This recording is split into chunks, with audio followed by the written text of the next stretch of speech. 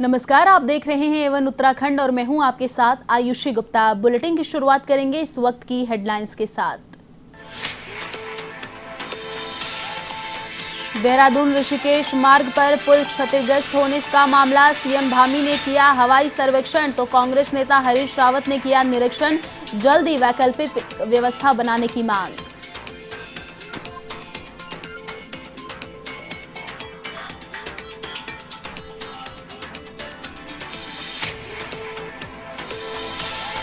सैनिक कल्याण मंत्री गणेश जोशी ने ली सैन्य धाम निर्माण कार्य को लेकर समीक्षा बैठक। अधिकारियों ने सैन्य धाम का किया डिजाइन पेश, कहा 500 लोगों की क्षमता का बनेगा म्यूजियम और ऑडिटोरियम।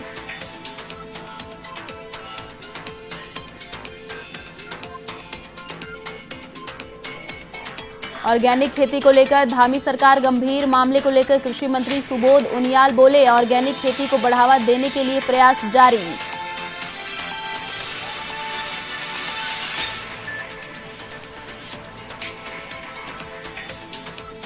करनाल में किसानों पर लाठीचार्ज को लेकर देश भर में गुस्सा, सितारगंज में हरियाणा सरकार के खिलाफ विरोध प्रदर्शन, कहा लाठी गोली के दम पर किसानों की आवाज को दबाना चाहती है सरकार।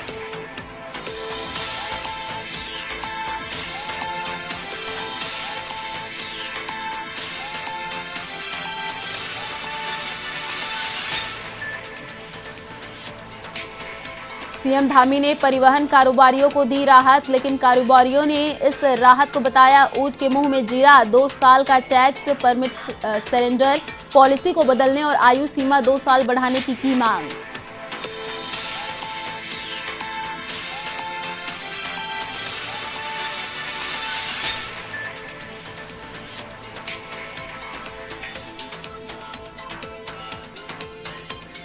और अब खबरें विस्तार से।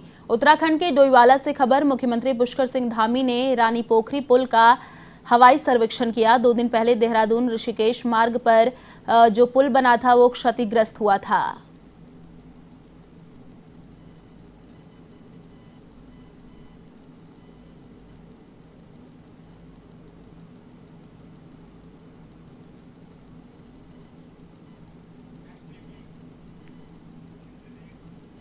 उत्तराखंड के डोईवाला में पूर्व सीएम हरीश रावत ने रानी पोखरी के टूटे पुल का निरीक्षण किया। इस दौरान उन्होंने जल्द ही वैकल्पिक व्यवस्था बनाने की सरकार से मांग की। उन्होंने कहा कि हजारों लोग इस पुल के टूटने से प्रभावित हुए हैं। वहीं हरीश रावत ने रानी पोखरी के पुल के टूटने की घटना का जिम्मेदार अवैध खनन को ठहराते हुए भाजपा सरकार पर निशाना साधा।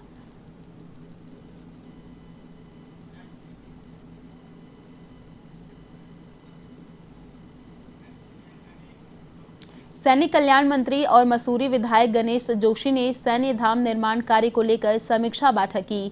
कालिदास रोड स्थित सैनिक कल्याण निदेशालय में इस बैठक का आयोजन हुआ। इस दौरान विधायक ने निर्माण कार्य की तैयारियों का जायजा लिया, साथ ही अधिकारियों को जल्द सारी व्यवस्थाएं सुनिश्चित करने के निर्देश भी दिए। बैठक में अधिकारियों ने सैन्य धाम का डिजाइन पेश किया, जिसका संज्ञान लेते हुए विधायक ने डिजाइन को संशोधित कर दोबारा तैयार करने के निर्देश दिए। आपको बता दें कि फौज के विमान, टैंक, तोपे सैन्य धाम की शोभा बढ़ाएंगे। साथ ही 500 लोगों की क्षमता वाला म्यूजियम और ऑडिटोरियम भी बनेगा।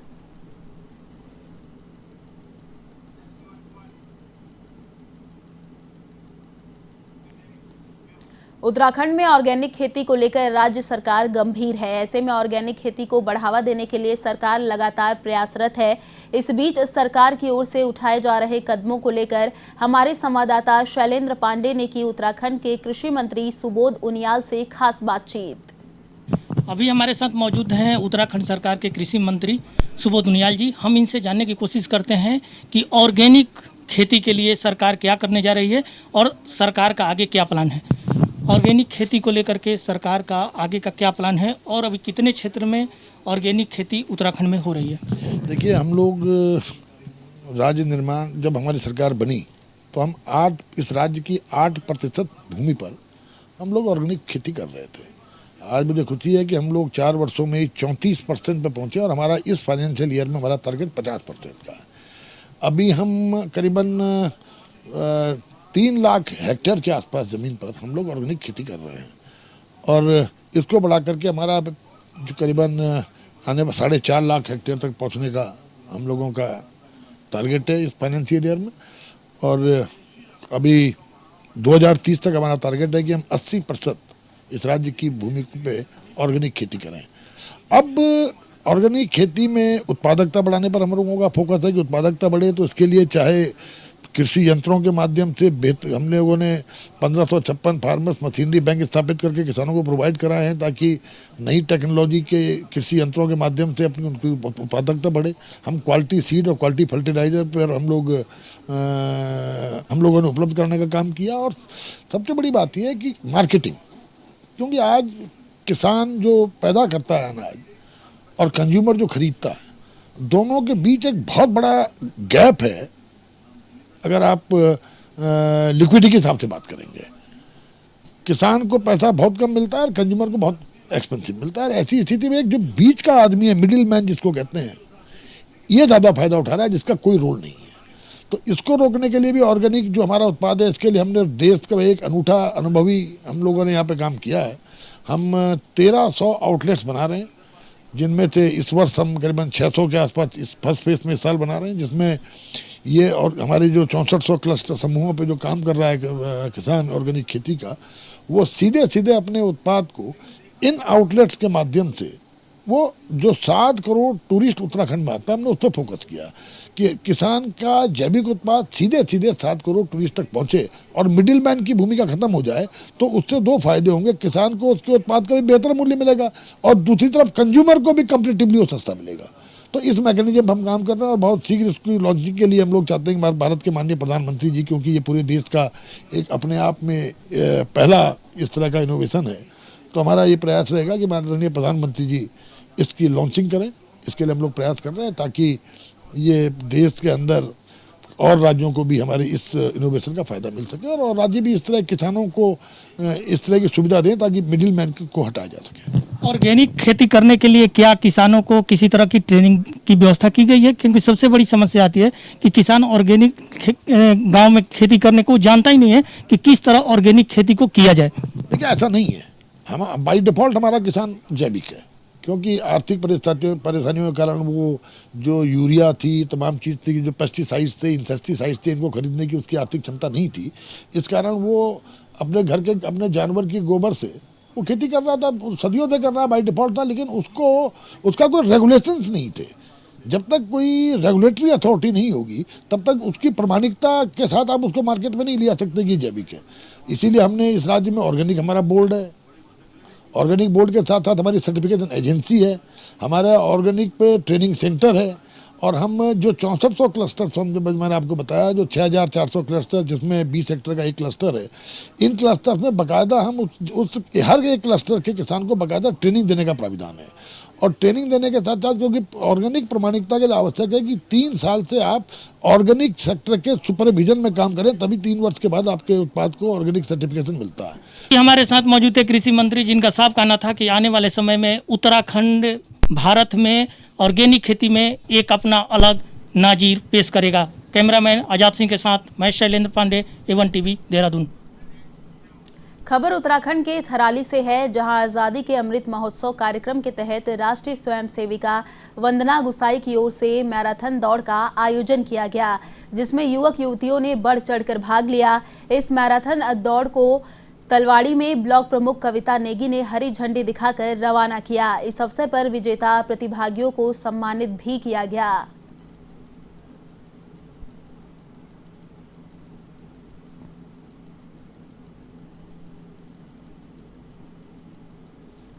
ये अमृत महोत्सव मनाया जा रहा है, जिसमें नेहरू युवा कल्याण जनपद चमोली की ओर से तो हमारे बीच में हमारी ही शक्ति की वंदना गुसाई करके मालवियाड़ ग्राम सभा की रहने वाली है।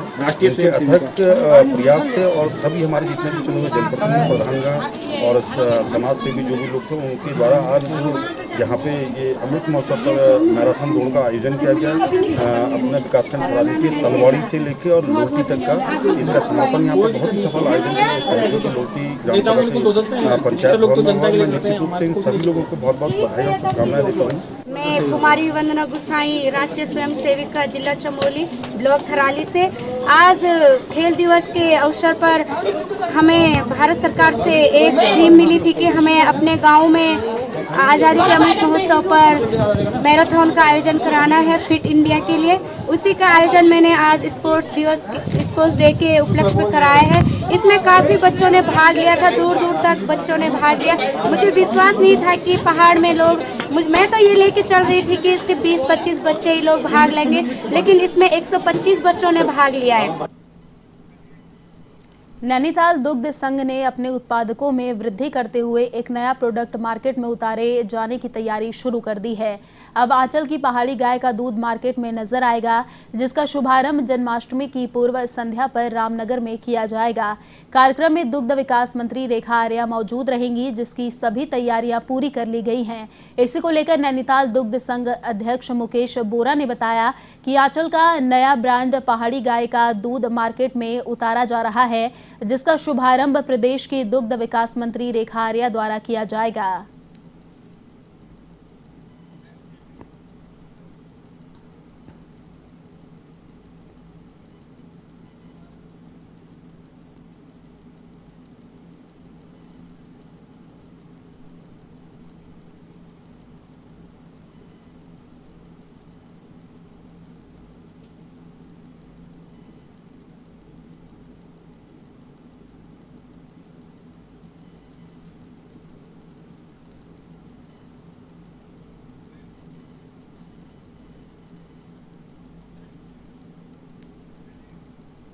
कोविड की तीसरी लहर को लेकर केंद्र और राज्य सरकार के गाइडलाइन के अनुसार अल्मोड़ा जनपद के सभी चिकित्सालयों में स्वास्थ्य विभाग पूरी तरह अलर्ट है। जनपद के स्वास्थ्य केंद्रों और चिकित्सालयों में इंतजाम किए गए हैं। साथ ही आपको बता दें कि जनपद की सीएमओ सविता हियांकी ने बताया कि कोविड की तीसरी लहर को लेकर स्टाफ को ट्रेनिंग के साथ ऑक्सीजन बेड अस्पताल में तैयार किए गए हैं और जनपद तीसरी लहर से निपटने के लिए पूरी तरह से तैयार है।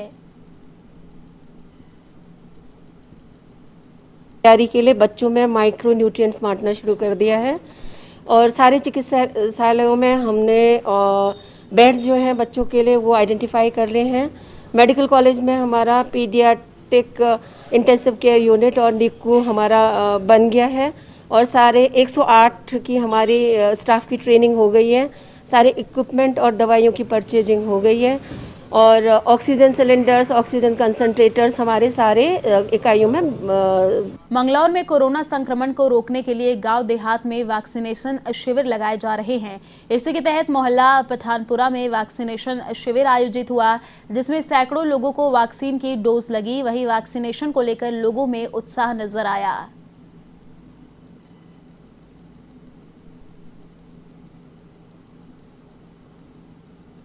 दोनों प्रकार के टीके लग रहे हैं, 14+ और 18+, 45+ और 18+।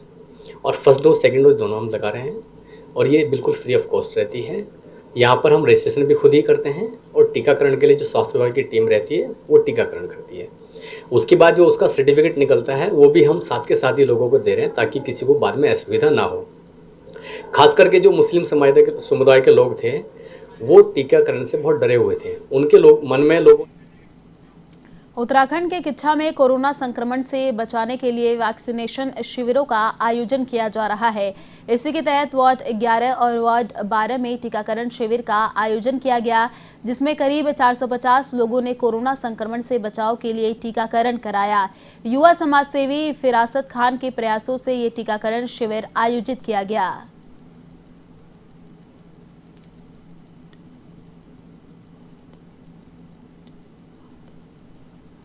नगर पालिका, स्वास्थ्य विभाग, आंगनबाड़ी कार्यकर्ती और हमारे प्राथमिक के शिक्षक, इंटर कॉलेजों के टीचर सभी मिलकर के, खासतौर से सभासद स्थानीय जो हैं उनके द्वारा एक सामूहिक जागरूकता अभियान चलाकर वैक्सीनेशन कैंप को एक बृहद स्तर पर पूर्ण करने की योजना है शासन की। स्वास्थ्य विभाग, हमारे त्रिपाठी जी हैं, हमारे नोडल अधिकारी साहब हैं, हमारे सेक्टर मजिस्ट्रेट, हमारे बीओ साहब हैं, हमारे एसडीएम साहब के दिशा निर्देशन में ये सारा कुछ चल पा रहा है और हम लोगों से जो बन पड़ रहा है हम लोगों से कर रहे हैं। लोगों को हमने जागरूक किया और आज उस मेहनत का नतीजा मिला कि हम 400 के लगभग अपने वार्ड में जो है वैक्सीन हो चुकी है। मुस्लिम समाज को हम जागरूक कर रहे हैं ज़्यादा से ज़्यादा इसमें, और जो तीसरी लहर का जो अंदेशा है आने के लिए, ये उसकी हम तैयारी कर रहे हैं वैक्सीनेशन। तो चलिए आपको सीधे तस्वीरें दिखाते हैं अयोध्या से, जहां पर राष्ट्रपति रामनाथ कोविंद यहां पर आपको बता दें रामलला के दर्शन कर रहे हैं।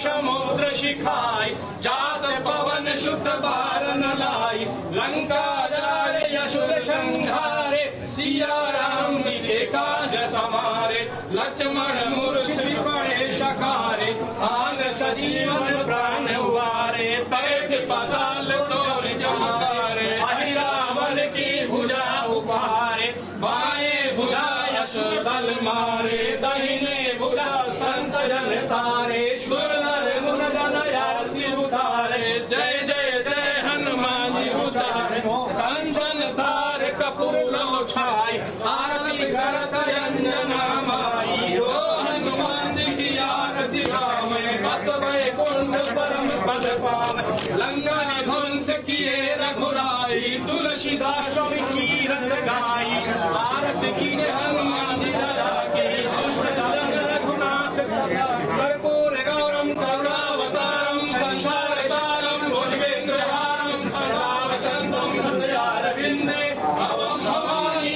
सहितं नमामि। हरि ओम एकदन्ताय विद्महे वक्रतुण्डाय धीमहि तन्नो दन्तिः प्रचोदयात्। हरि ओम आञ्जनेयाय च विद्महे वायुपुत्राय च धीमहि तन्नो हनुमत् प्रचोदयात्। प्रार्थनापूर्वक मन्त्रपुष्पाञ्जलिं समर्पयामि, नमः करोमि। जैनबद्धो बलिराजा दानवेन्द्रो उत्तराखंड के अल्मोड़ा में पेंशनरों ने अब सरकार के खिलाफ मोर्चा खोल दिया है। इसी के तहत उत्तराखंड गवर्नमेंट पेंशनर एसोसिएशन के तत्वाधान में केंद्र सरकार के गोल्डन कार्ड को लेकर धरना प्रदर्शन किया गया। साथ ही गोल्डन कार्ड को समाप्त करने की मांग भी की गई। एसोसिएशन के जिला महासचिव दीप जोशी ने बताया कि सरकार की ओर से बनाए गए गोल्डन कार्ड को हर अस्पताल में अवैध माना जा रहा है। ऐसे में उनकी मांगे नहीं मानने पर उग्र आंदोलन किया जाएगा।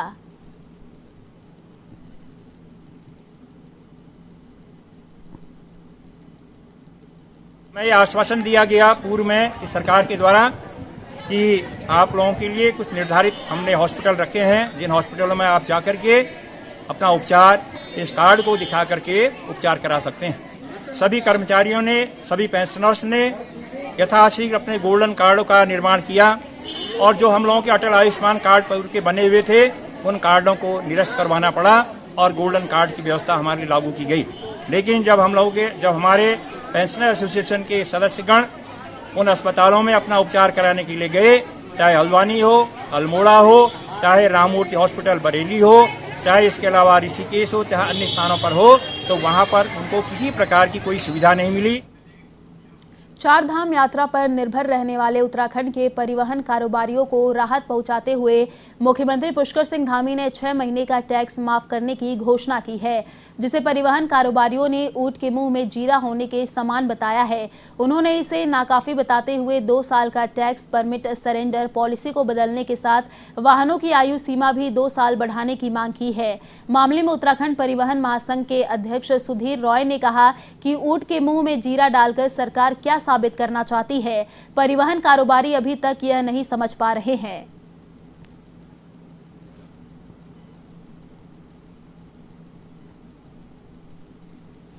ये एक किस्म से ऊंट के मुंह में जीरा वाली बात है। हम लगातार सरकार से मांग कर रहे हैं कि चारधाम यात्रा हमारी बिल्कुल चौपट हो चुकी है।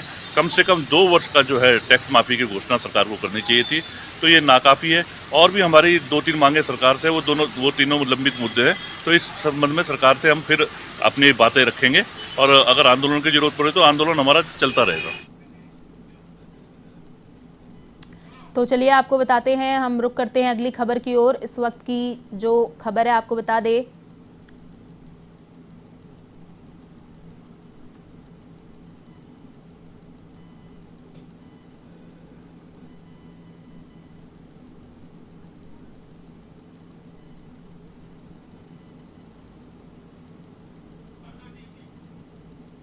रुड़की में गन्ने के बकाया भुगतान को लेकर किसान लगातार मुश्किलों का सामना कर रहे हैं। ऐसे में तांशीपुर के किसान भी खासी समस्याओं का सामना कर रहे हैं। वहीं स्थानीय किसान गन्ने का भुगतान न मिलने के कारण जमीन बेचने को मजबूर होने लगे हैं। वहीं इन हालातों की सूचना पर गन्ना मंत्री स्वामी यतीश्वरानंद ने इकबालपुर गन्ना मिल की ओर से बकाया 8,50,000 में से 4,25,000 का चेक किसान श्यामवीर त्यागी को सुपुर्द किया।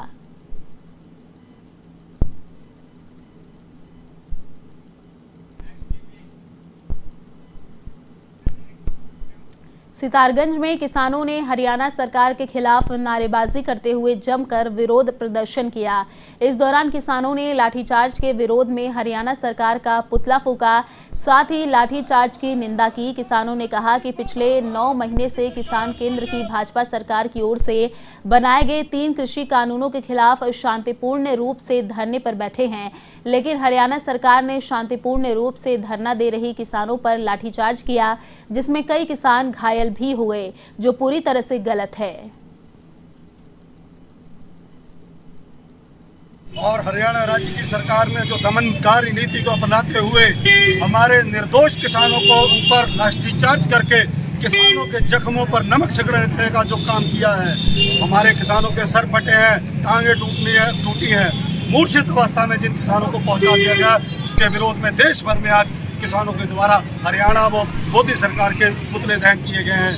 जो निहत्थे किसान जो शांतिपूर्ण धरना दे रहे थे वहाँ पर, उनके ऊपर निहत्थे किसानों के ऊपर लाठीचार्ज करा है, उसके विरोध में आज हमने पुतला फूंका है। बाकी जो हमारा संयुक्त मोर्चे का आह्वान होगा, अगर संयुक्त मोर्चा हमें ये कहेगा कि रोड ब्लॉक करनी है, रोड जाम करनी है, हम रोड जाम करेंगे। अगर हमें ये कह दिया कि टोल बंद करने, टोल बंद करेंगे। जो भी हमारे संयुक्त मोर्चे का आह्वान होगा। हरियाणा के सीएम मनोहर लाल खट्टर आ रहे थे और हमारे किसान बड़ी शांतिपूर्ण तरीके से उनका विरोध करने जा रहे थे, लेकिन वहाँ हरियाणा सरकार ने पुलिस द्वारा बहुत ही बेरहमी से हमारे किसानों को मारा गया, लहूलुहान किया गया। अभी हमारे किसान हॉस्पिटल में एडमिट है। उसी के विरोध में आज हमारे सभी किसान साथियों ने यहाँ पर बीजेपी सरकार का पुतला दहन किया है। फिलहाल इस बुलेटिन में इतना ही। देश और दुनिया की तमाम बड़ी खबरों के लिए देखते रहिए A1 TV। नमस्कार।